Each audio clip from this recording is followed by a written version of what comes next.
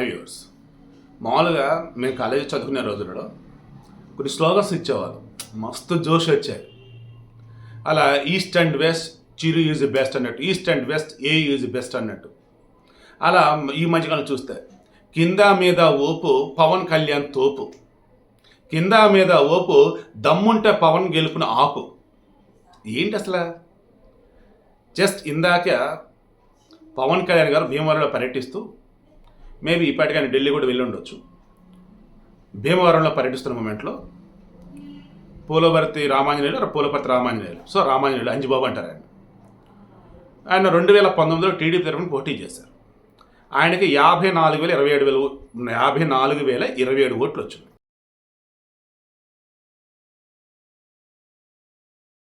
ఆయన తర్వాత అన్నప్పుడు సెకండ్ ప్లేస్లో వచ్చేసి పవన్ కళ్యాణ్ గారు ఉన్నారు.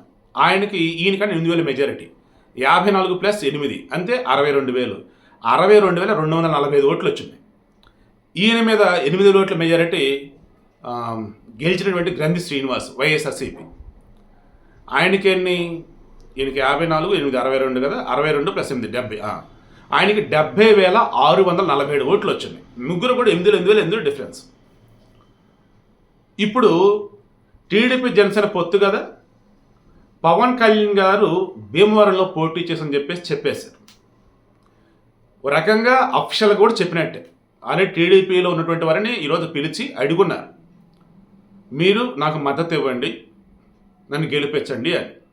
ఆల్రెడీ వాళ్ళు కూడా ఓకేస్తారని చెప్పినట్టుగా ఉన్నారు. ఎందుకంటే చంద్రబాబు చాలా క్లారిటీగా చెప్పున్నారు, పొత్తులలో భాగంగా ఒకవేళ ఈసారి కొంతమందికి నేను గనక సీట్లు ఇవ్వలేని పక్షంలో మీరు అధైర్యపడవద్దు, పార్టీని వేడొద్దు, గెలుపు కృషి చేయండి, ఖచ్చితంగా అధికారులకు మనమే వస్తాం, అధికారులకు మనం వచ్చిన తర్వాత మీకు మెరుగైనటువంటి అవకాశాలను కల్పిస్తామన్నారు. దానికి కొంతమంది నమ్మారు, కట్టుబడే ఉన్నారు. ఇంకొంతమంది పార్టీలు మారుతున్నారు. అలా మారినటువంటి వారిలో నూజివీడు టీడీపీ ఇన్ఛార్జిగా ఉన్నటువంటి వెంకటేశ్వర ఐ థింక్ సో, ఆయన వైసీపీ సైడ్ వెళ్ళారు. ఇప్పుడు ఆయన వైసీపీ తరఫున ఆయనకి ఎక్కడేస్తారంటే అనేది క్లారిటీ రావాల్సి ఉంది. దీనికి కారణం వచ్చేసి ఆయన పెనమలూరు ఆయన పార్థసారథి, ఆయన వైసీపీ నుంచి టీడీపీలోకి వచ్చిన్నారు. ఆయనకి సీట్ వచ్చేసి ఇప్పుడు నూజివీడు అంటున్నారు. అందుకని చెప్పేసి ఆయన. సరే, ఇప్పుడు విషయం ఏంటి? మనం భీమవరం గురించి మాట్లాడుతాం, పవన్ కళ్యాణ్ గురించి మాట్లాడుతున్నాం. కింద మీద ఊపు, దమ్ముంటే పవన్ కళ్యాణ్ ఆపు, పవన్ కళ్యాణ్ గెలుపున ఆపు. సో మనం ఆల్రెడీ ఫిగర్స్ కూడా మాట్లాడుకున్నాం. దీనికన్నా ముందు ఒకసారి మనం 2004 నుంచి వద్దాం. 2004లో ఈ కాంగ్రెస్ పార్టీ తరఫున గ్రంథి శ్రీనివాస్ గెలిచాడు. 2009లో రామాంజనేయులు గెలిచాడు కాంగ్రెస్ తరఫున. 2014లో రామాంజనేయులు ఏం చేశారు? టీడీపీ నుంచి పోటీ చేశారు, గెలిచారు. 2019లో మొన్న గ్రంథి శ్రీనివాస్ గెలిచున్నాడు. అంటే ఆ నియోజకవర్గంలో గ్రంథి శ్రీనివాస్ వచ్చేసి 2 సార్లు గెలిచాడు, రామాయణుడు కూడా 2 సార్లు గెలిచున్నాడు. ఇప్పుడు పవన్ కళ్యాణ్ గారు నించుంటూ ఉన్నారు. పవన్ కళ్యాణ్ గారికి వచ్చేసి రామాంజనేయుడు అలియాస్ అంజిబాబు ఆయన సపోర్ట్ ఇస్తున్నాడు. జస్ట్ మొన్న వచ్చినటువంటి ఓట్లు ఒకసారి పరిశీలిద్దాం. మొత్తానికి అక్కడ ఉన్నటువంటి ఓట్లు భీమవరంలో 1951 సంవత్సరంలో ఇది అసెంబ్లీ నియోజకవర్గం ఏర్పడింది. సో అప్పటి నుంచి ఎన్నికలు మొత్తం చూసుకుంటూ ఉన్నట్టు ఇప్పుడు ఓటర్లు పెరుగున్నారు కాబట్టి 2,46,000 ఓట్లు అక్కడ ఉన్నాయి. 2,46,000లో మన 2019లో పడినటువంటి ఓట్లు ఎన్ని? పవన్ కళ్యాణ్ గారికి సంబంధించి 54, ఈయన రామాయణకి వచ్చేసి 62, 54, 62 ఎంత? 110, సో 116 చిల్లర వస్తుంది. 116 ఆయనకు వచ్చింది 70, ఎంత అప్పుడు? మహా అయితే 1,70,000 అంతే. సో మిగతా వచ్చిన ఓట్లు వచ్చేసి ఇంకొక 20,000 కలపండి, అప్పుడు ఎంత? 1,90,000 అట. ఇంకా 50,000 ఓట్లు పడలా.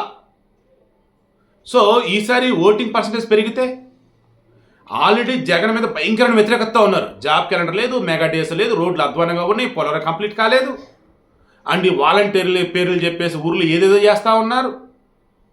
ఇలా చెప్పుకుంటూ పోయినట్టయితే చివరికి ఇప్పుడు కూడా డిఎస్ అని చెప్పేసి ఇచ్చింది అది దగా డిఎస్, మెగా డిఎస్ కదా జనాలు అంటున్నారు.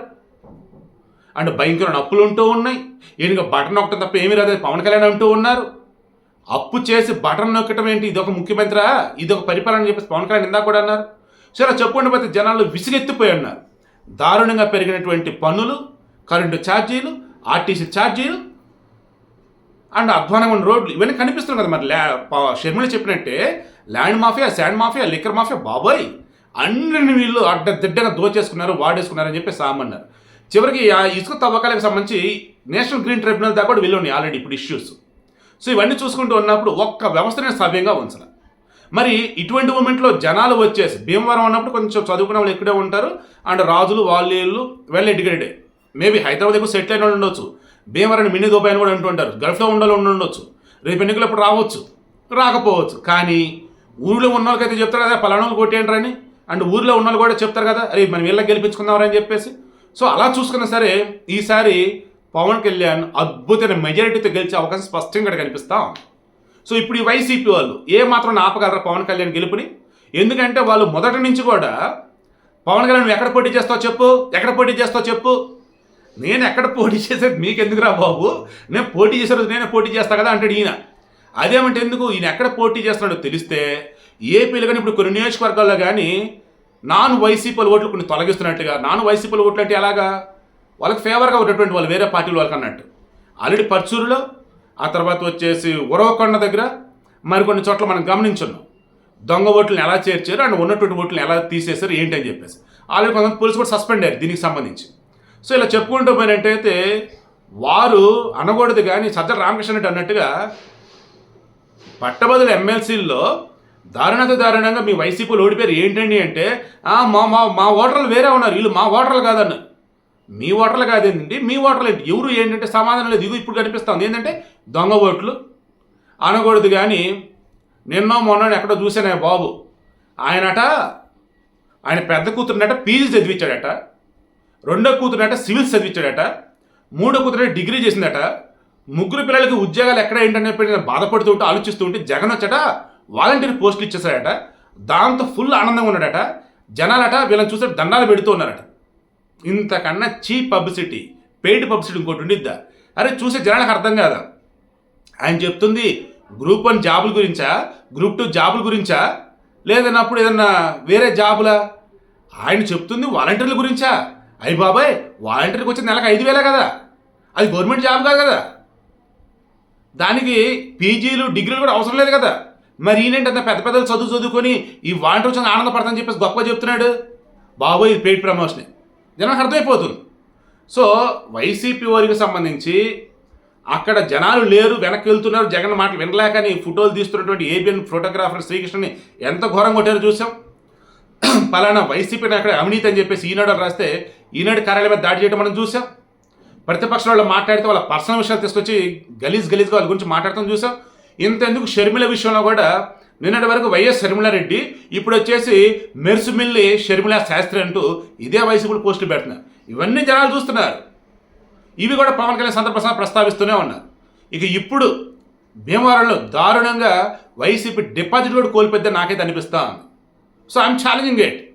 పవన్ కళ్యాణ్ అండ్ టీడీపీ కూడా ఛాలెంజ్ చేస్తున్నారు వైసీపీ వాళ్ళు ఏమని, భీమవరంలో పవన్ కళ్యాణ్ గెలుపుని ఆపేది ఎవరో రండి ఆపండి అని. సో మరి వైసీపీ వాళ్ళు ఛాలెంజ్ స్వీకరిస్తారా లేదా? Let's wait and see.